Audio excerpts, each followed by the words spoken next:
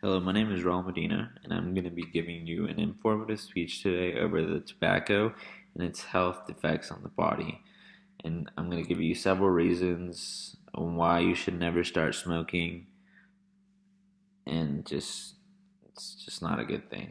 I'm going to start out by letting you know where it originated from, and I found this on my John Hopkins Bloomberg School of Public Health.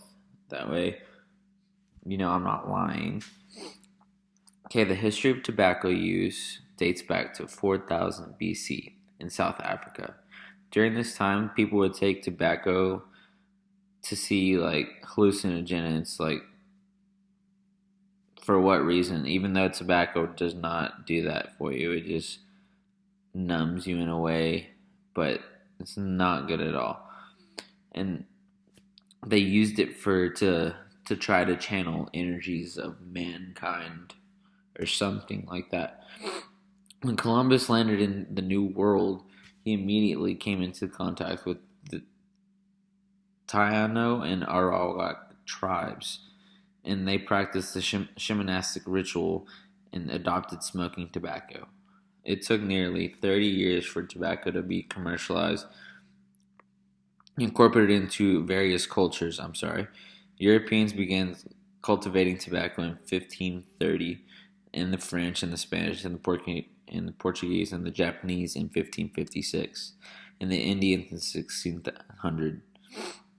Though tobacco was founded in the early 1490s in North America, tobacco was not commercially grown in the United States until 1612 in Virginia. At this time, tobacco was huge. The colonies. Tobacco was huge amongst the colonies and was used as a form of currency, which would continue for the next 200 years. That's how popular tobacco was. They used it as a form of money. Up until the Civil War, tobacco was smoked from a pipe, but this method grew inconvenient and allowed the shift from pipes to cigarettes. Post-Civil War forced the invention of the cigarette machine, since slaves had packaged them and rolled them before. And now I'm going to get into the defects and just a couple of defects it could have on your body and what's commonly known about cigarettes. At this time, and it's from the same source. As this time went on, the cigarette popularity grew. Many began to question their permanent health effects, and later discovered them to be a leading cause of lung cancer.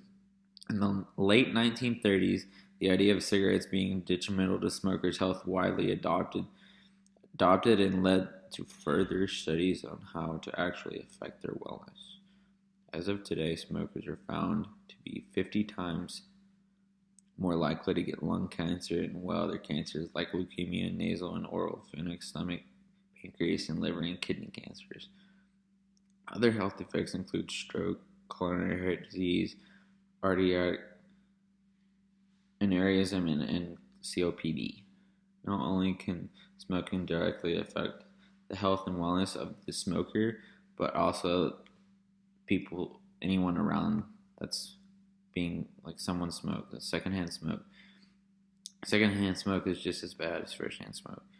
Secondhand smoke and our lung cancer symptoms and disease and can cause asthma with a potential risk of reduced lung function and various other cancers.